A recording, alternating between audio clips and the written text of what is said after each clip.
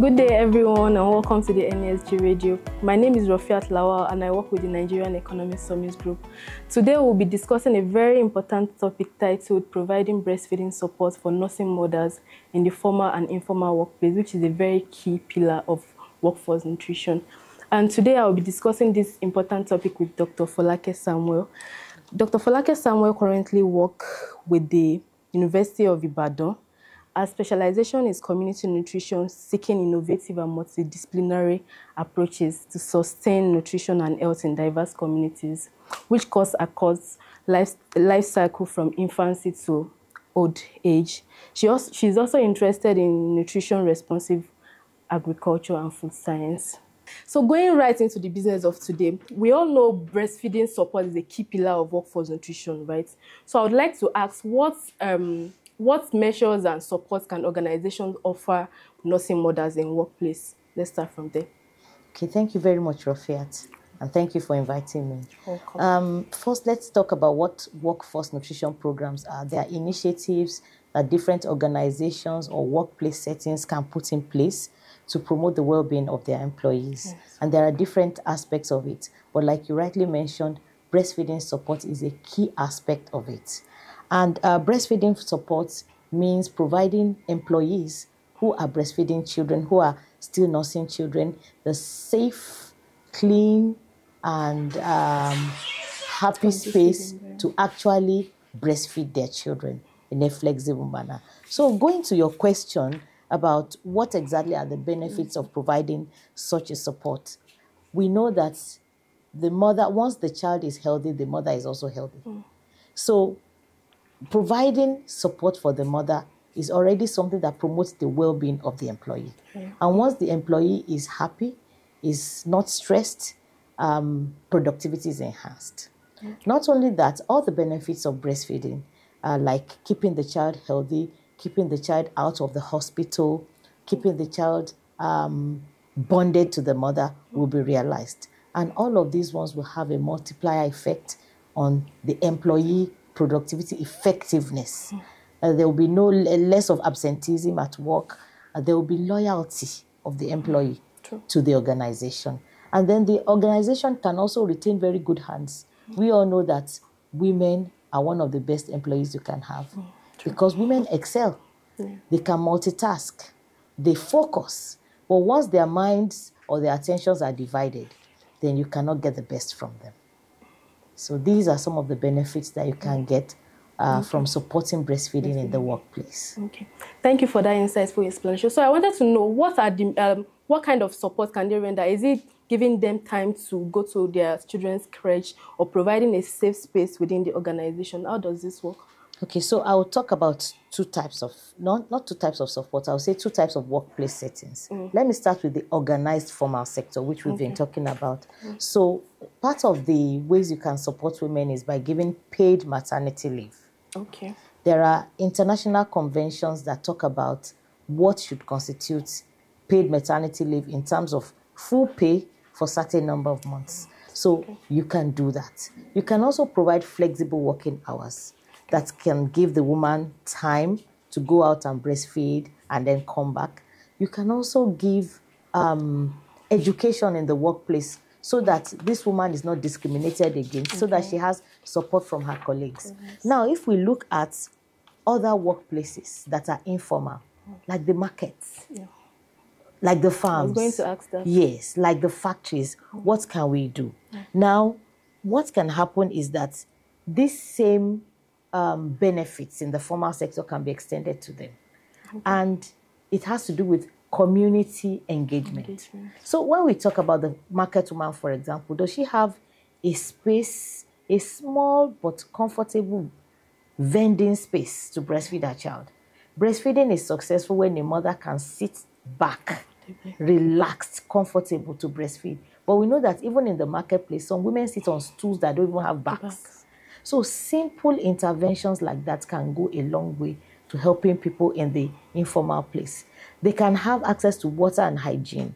When you breastfeed, you need water to wash your hands. And even if you pump breast milk and you administer later on, you need water. You need sanitation. So these are some of the things that we can use to really help women. We can give them breastfeeding breaks. We can also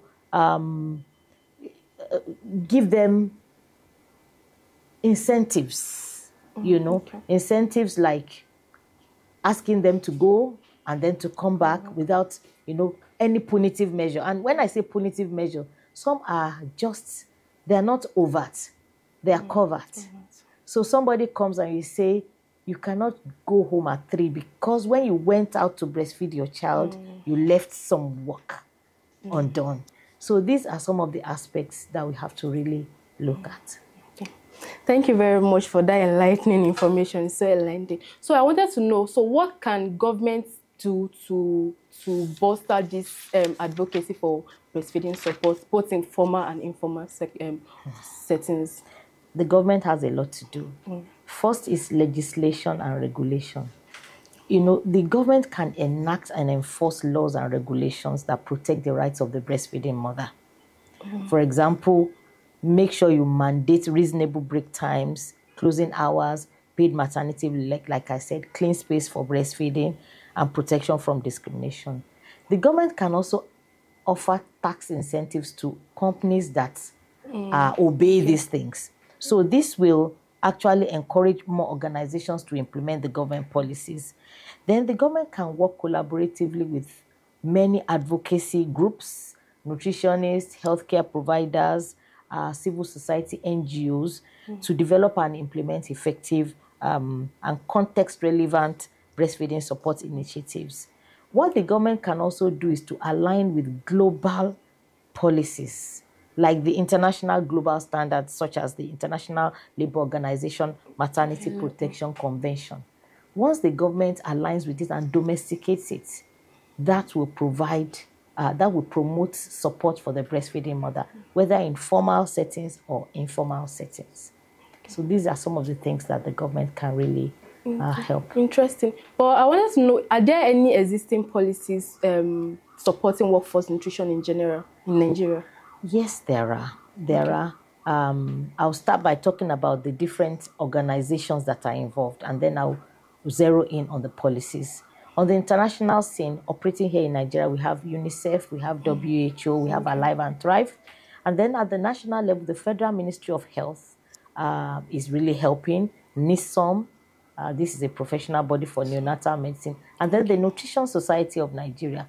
All of these are helping in terms of policy implementation and policy development. At the local level, we also have the Nigerian Breastfeeding Association, we have Save the Children, and so on and so forth.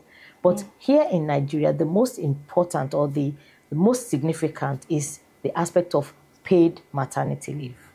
However, it is not uniform all over the states.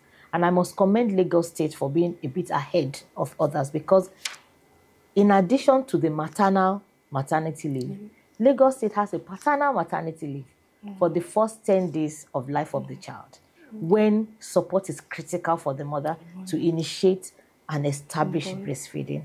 So this is the major policy that is being implemented, paid maternity leave, but the duration varies from state to state.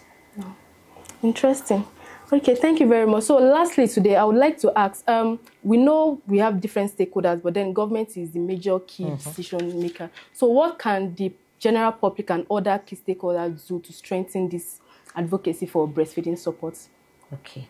The general public can bolster awareness, create more awareness through public education, enlightenment, advocacy, to understand the importance of breastfeeding and the importance of really supporting women who are breastfeeding. Parents, employees, healthcare workers, professional associations, and associations such as the Farmers Association, Market Women Association, all of these ones should be involved. Not leaving the students behind, who are going to be the mothers and fathers of tomorrow. They need to understand and be prepared. There's something we call breastfeeding preparedness.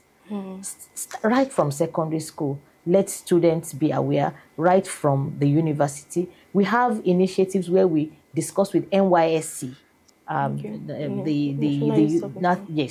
those who are right there in the scheme so that they are prepared and they are looking forward, because they are right at the threshold of becoming parents. And then we can also employ social media.